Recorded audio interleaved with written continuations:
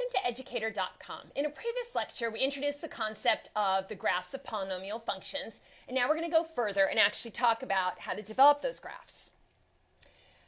Okay, in order to obtain the graph of a polynomial function, you make a table of values, connect these points with a curve, and then use information about the end behavior of the function. So earlier on, when you had to graph linear and quadratic functions, you used the technique of making a table. So it's the same idea here, but with the additional concept of thinking about end behavior. For example, if you were to graph a function such as f of x equals 3x cubed minus 2x squared plus x, you would approach this by finding some x and f of x values and graphing those out. Then look at the areas of the function that tell you about end behavior. So I'm not going to go ahead and make the table on this one, but let's say that you were to graph it out and it came out something like this. Okay. Using points and also finding the zeros can help you graph. So in addition to just finding various points, sometimes you can approach making a graph of a polynomial function by also finding the zeros. And recall that the zeros are where the graph crosses the x-axis, so they're the x-intercepts, and then finding some other points. And then you think about what happens to the graph out at the ends. Well, recall that if you have an odd degree polynomial, such as this one, the ends are going to go in different directions. So one will increase, the other will decrease. And then you have to look at the leading coefficient. So the leading coefficient, if it is positive, if it is greater than 0, as x increases, y will also increase. So this is odd degree with a positive leading coefficient. So x and y are both increasing, and as x gets very, very small, y is going to get very, very small as well. So this is odd degree. A is greater than 0. The a of n, the leading coefficient, is greater than 0. If you have an odd degree where the leading coefficient is negative, then the graph is going to pretty much be the opposite, where you're going to have y decreasing, f of x decreasing as x gets very large. And when x gets very small, f of x is going to increase. So this is odd degree with a negative value for the leading coefficient. Let's look at even degrees right here.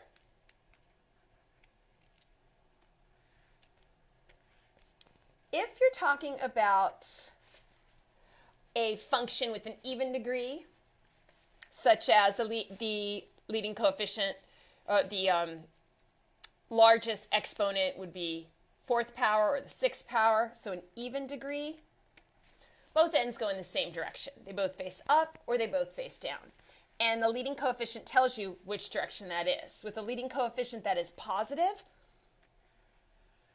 you're going to get a graph where both ends are facing up. So as x gets very large or as x gets very small, y is going to get very large. So this is even with a leading coefficient that is positive.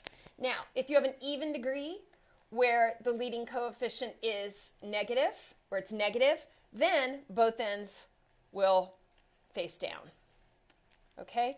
So this could be an example of even with a negative leading coefficient. So this is a review from a previous lecture, but recall that in addition to finding what's going on here in the middle of the graph and finding your zeros, finding various points, you also need to know about end behavior in order to develop a graph of a polynomial function.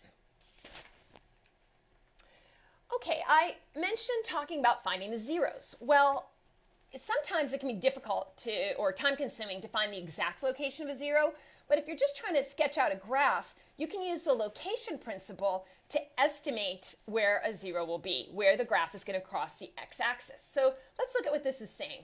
This is saying that if you have a polynomial function f of x, suppose that there are numbers a and b such that f of a is less than 0 and f of b is greater than 0. Then there's a 0 of f of x between these 2 points a and b. So let's make this concrete. Let's say that this is my point a, that I'm going to let a equal 1. And this is saying that if f of a is less than 0, so if I find f of a, let's say it's somewhere down here. Okay, so f of a equals negative 3. So a is at 1, so f of a is negative 3. So at 1, negative 3, that is a f of a on the graph. I'm having, there's a negative value for the function. Okay, now let's say I find another value b and let b equal 3. So here I had a equal 1 and let b equal 3. F of a equaled negative 3. Let's let f of b equal 4. Okay, so now what this is telling me is that somewhere between here, between this point and this point, we went from a negative value of the function to a positive value of the function. That tells me that there has to be a 0 somewhere. Actually, could even be over here, but somewhere between 1 and 3, this is going to cross. So I don't know that it's exactly here, but I know that somewhere between 1 and 3, there is a 0. At an x value somewhere between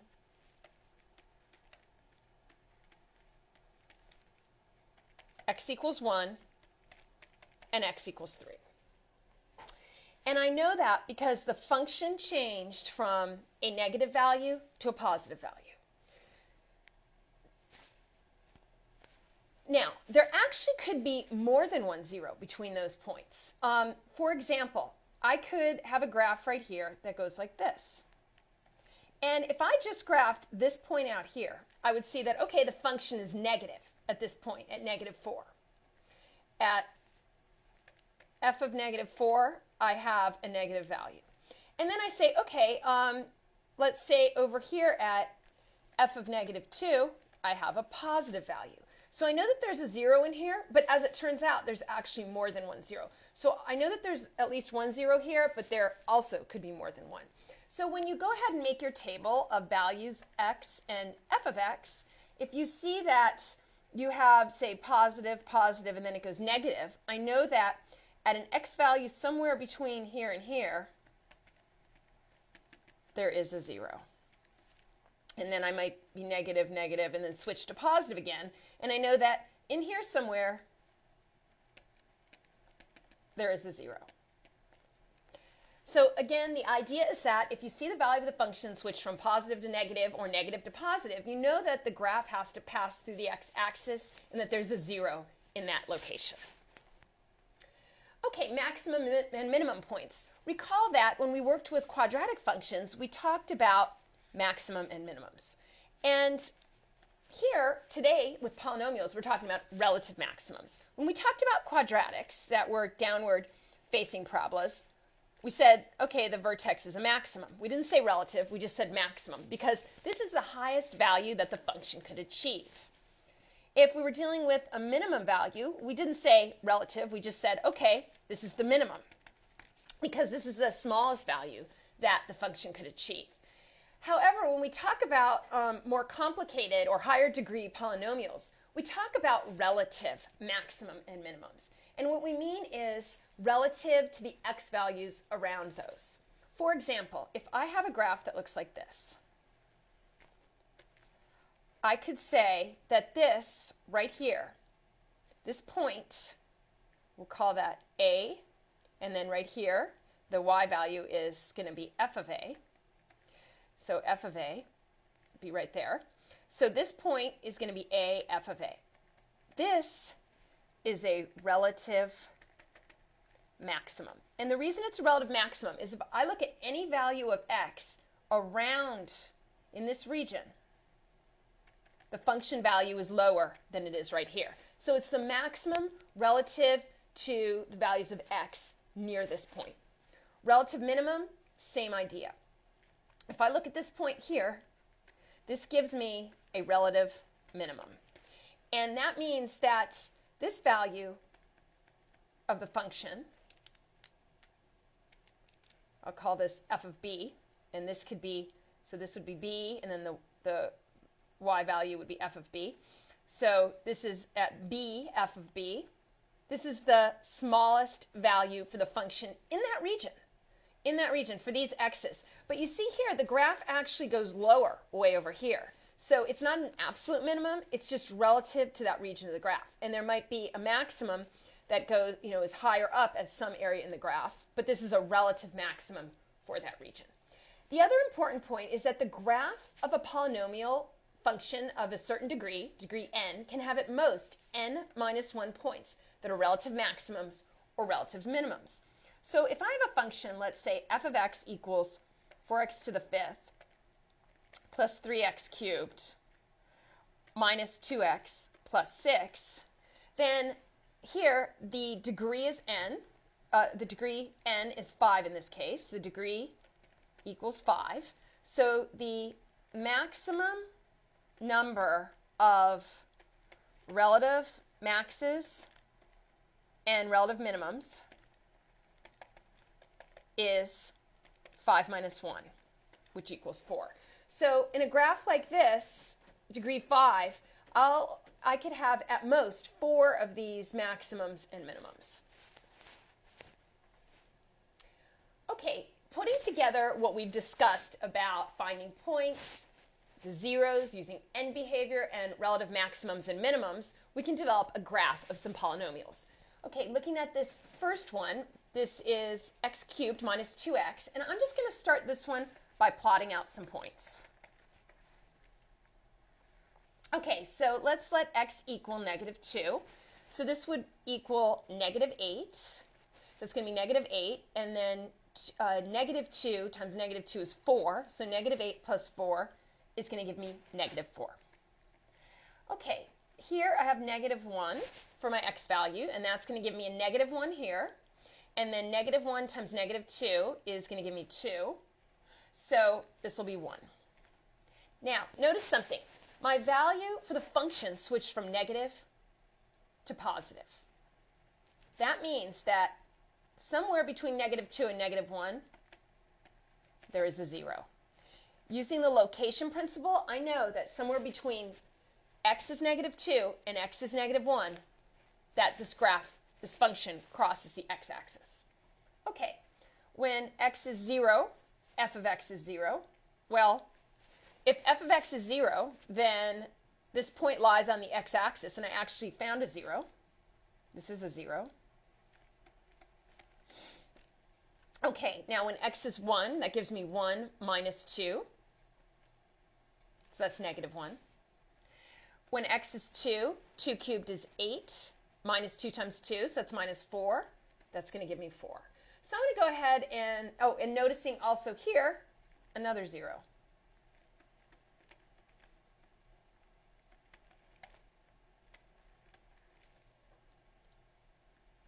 So there's a 0 between these values, between the corresponding x values, somewhere between 1 and 2, there is a 0. So I have a 0 between negative 2 and negative 1. I know I have a 0 right here, and then I have another 0 between 1 and 2. So I'm going to go ahead and plot these out. So when x is negative 2, the function is negative 4. When x is negative 1, the function is 1. When x is 0, the value of the function is 0. When x is 1, we have a negative 1 right here. And when x is 2, the function value is 2. So I can see between here and here, this had to cross the x-axis in between here and here. Okay, so now I connect these with a smooth line.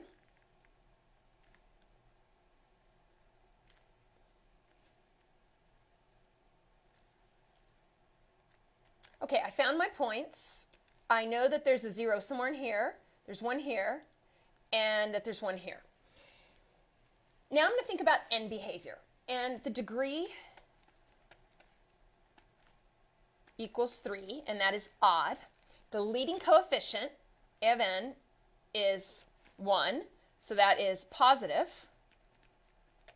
And what that tells me is it confirms that my graph is correct, because if it's an odd degree, the two ends are going to face in different directions. So, and since it's a positive leading coefficient, that means that as x gets very large, y gets very large. As x gets very small, y gets very small.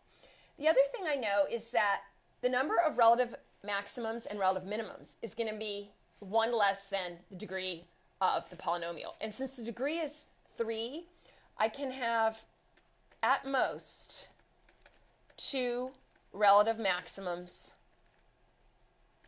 and relative minimums. And I see right here, I do have a relative maximum. This is the largest function value for the x values in this region. And right here, I have a relative minimum. So I found both relative maximums and minimums. So this is a pretty good graph of this polynomial, just based on using knowledge that I had and finding a few points on the graph. Okay, in the second example, again, we have a polynomial of degree 3, but notice that it has a negative leading coefficient, so that's going to give the graph a different shape. In the previous example, I just went ahead and graphed some points. I'm going to take a slightly different approach here, and I'm going to find the zeros. Last time, I found one of the zeros by luck at the point 0, 0, and I also used the location principle to find the approximate location of 2 more zeros. Here, I'm just going to go ahead and find them directly. So what I'm going to do is I'm going to look at the corresponding equation, negative x cubed plus x squared plus 6x, and I'm going to set that equal to 0 to find values of x for which the function's value is 0. That will give me the zeros. Okay, so I see here that I'm going to approach this by factoring, and I see that I have a common factor of x in all 3 terms. And I'm actually going to factor out negative x, so what I have left behind is simpler to factor. So if I pull a negative x here, I'm going to have an x squared left. If I pull a negative x from x squared, that will leave me negative x, because negative x times negative x is positive x squared.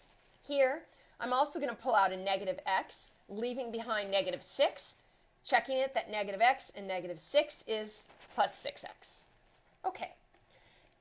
Now, I can look here and see that I can factor this further. So I know that this is going to have the general form x plus something, x minus something. And I know that because I have a negative sign here. So a positive and a negative is going to give me a negative. Factors of 6 are 1 and 6 and 2 and 3. And I need those factors when one is positive and one is negative. If I make one positive and one negative, I want them to add up to the middle term of negative 1. Well, these two are too far apart. Now, if I take negative 3 plus 2, that's going to equal negative 1. So I know that this is the right set of factors and that I want 3 to be negative and 2 to be positive. So if I used FOIL to check this, I'd get x squared minus 3x plus 2x. So I'd have my x squared, and then minus 3x plus 2x is going to give me negative x. 2 times negative 3 is going to give me negative 6. So this is factored out as far as it can go. And then recall the zero product property that says that if, say, a times b equals 0, then either a equals 0 or b equals 0, or they both equal 0. So any of these factors could equal 0, and that would give me a total value of 0. And don't forget about this negative x, that's part of it. X plus 2 could equal 0, or x minus 3 could equal 0 to make this equation true. Dividing both sides by negative 1 just gives me x equals 0. Here, subtracting 2 from both sides gives me x equals negative 2. And adding 3 to both sides, I get x equals 3. So these are the zeros. These are the points at which the graph crosses the x-intercept. So x equals 0, x equals negative 2, and x equals 3. Okay, now to flesh out this graph some more, I'm going to find some other points. So I found 3 points. I found my zeros. Now I'm just going to find some other points on the graph in this region. Okay, when x is -1, if you work this out, it comes out to f of x is -4. When x is 1, this will give you -1 plus 1 plus 6, so that will give you 6. When x is 2, working this out, it will give you f of x is 8. All right, so when x is -1, f of x is 4. When x is 1, f of x is 6, so about up here. And notice here that this tells me that there is a 0 in here, that between x is -1 and x is 1, there's a 0 right in here.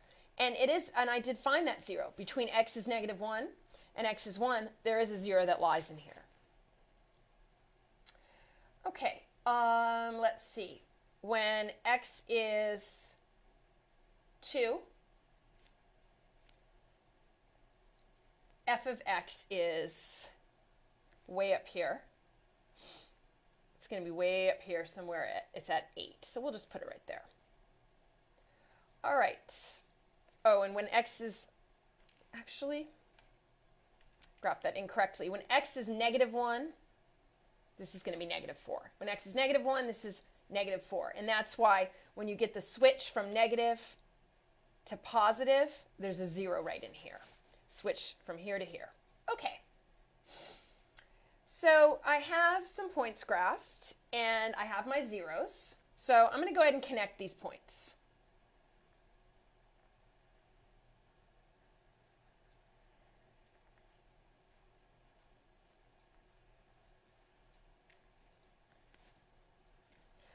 I'm also going to use end behavior. And since this is an odd degree,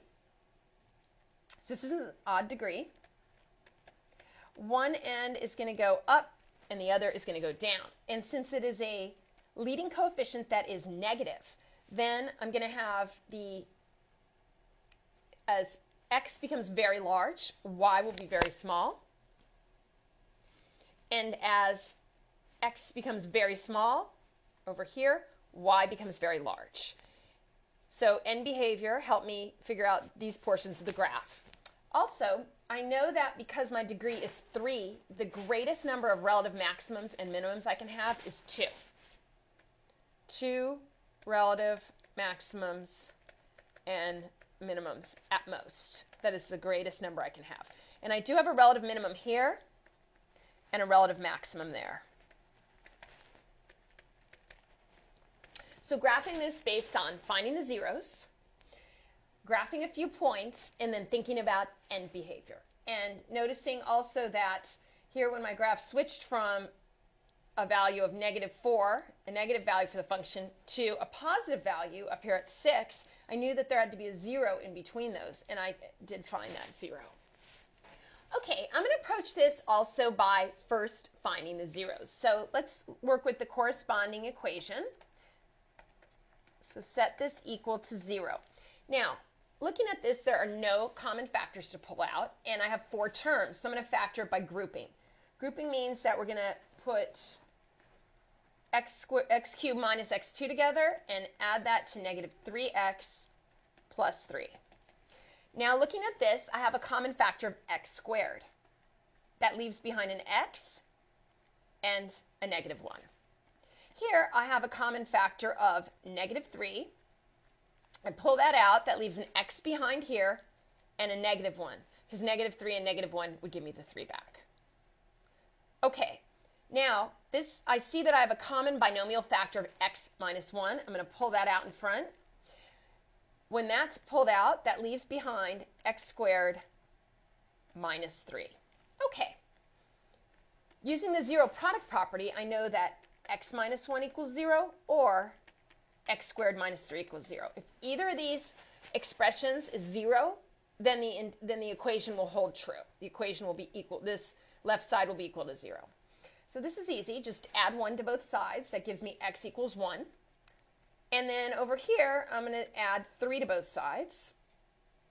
And that's going to give me x squared equals 3. I'm going to take the square root of both sides, and that's going to give me x equals plus or minus the square root of 3. Okay, so I have zeros at x equals 1, x equals the square root of 3, and x equals negative square root of 3. Well, the square root of 3 can be estimated at about 1.7. So let's rewrite this as 1.7 and negative 1.7 so that we can graph them. Okay, I have a 0 here at 1. I have a 0 here at 1.7, which is about there, and at negative 1.7, which is right about there. All right, again, I need to just find a few more points to get a complete graph. So I'm going to let x equal negative 2. And if I plug that into here, I'll get out a value of the function that is negative 3. I'm going to let x equal negative 1. And if you do the calculation on that, substitute negative 1 in here, you're going to find that y is 4. So plotting that out, when x is negative 2, f of x, or y is negative 3, right here. When x is negative 1, f of x is 4. And you see the location principle at work, that since we switched from negative to positive, that means that there's a 0 somewhere in here. Somewhere between x is negative 2 and x is negative 1. And we already know that there is a 0 between those two, and it's at negative 1.7. Okay. Finding a few more points, let's let x equal 0. F of x is going to be 3. When x is 2, plugging that in here would give a value for the function of 1. Okay, so when x is 0, f of x is 3. When x is 2, f of x is 1. So now we have enough points to get some sense of what's happening. And I'm going to start here and connect these.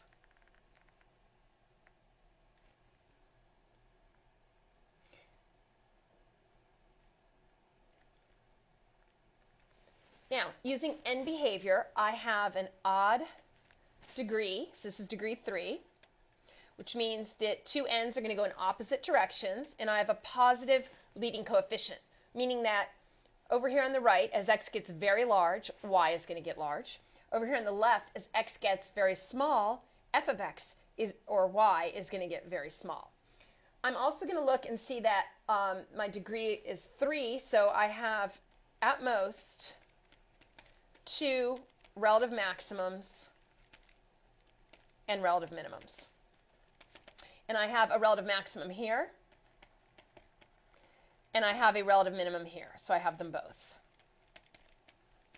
So again, handling this by finding the zeros to get a few points on the x-axis, finding some more points to find the shape of the rest of this area of the graph, using end behavior to predict how the graph will look at large and small values.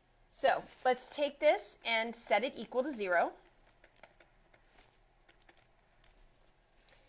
All right, as far as factoring this, this is a trinomial, and we're used to working with these when they're quadratic equations and the first term is x squared, but it's really not that much different with x to the 4th, because x squared times x squared is x to the 4th. So I'm looking here and I see that I have a positive term here and a negative here, and the only way to get that is if I'm multiplying a negative times a negative, that gives me a positive. And yet, when I sum up the outer and inner terms after multiplying, I'll get a negative term here. Factors of 8 are 1 and 8 and 2 and 4. And I need them to add up to 6. So if I added negative 2 and negative 4, I'm going to get negative 6. So I know that these are the factors that I want to use. Okay, I can't do anything more with this, so I'm just going to leave this as it is. However, this is the difference of two squares, so I can factor that out a bit more to this. Okay, so using the zero product property, x squared minus 2 equals 0, or x minus 2 equals 0, or x plus 2 equals 0. So starting with these easier ones. X equals 2, x equals negative 2. I found two zeros. Now I'm going to look over here. X squared equals 2. Taking the square root of both sides gives me x equals plus or minus the square root of 2. All right, so I have four zeros. I have zeros at x equals 2, negative 2, and then this is, square root of 2 is approximately 1.4. So let's rewrite that as 1.4 and negative 1.4 to help me with the graph. So plotting those out, I have a 0 here at 2, a negative 2, and then another one at 2. I have a 0 here at 1.4 and negative 1.4. Okay, I need a few more points to complete my graph. So right up here, let's find f and x and f of x. When x is negative 1, if you work this out, you'd get 1. You'd get negative 6, because this x squared would just be 1, plus 8. So it's going to give you 9 minus 6, or 3. When x is 0, that cancels, that becomes 0. That leaves me with 8 right here. And then finally, when x is 1, this will be 1, minus 6, plus 8. So again, I'll have 3. All right, so when x is negative 1, f of x is 3. When x is 0, f of x is way up here, about here at 8. And then, so 8 would be right about here. Okay. And then when x is 1, f of x is 3. So I'm going to connect these points, and I'm also going to use my knowledge of end behavior. And since this is an even degree, both ends are either going to point up or down. And since this is a positive leading coefficient, both ends will actually be up. So when x is very small, y is going to be large.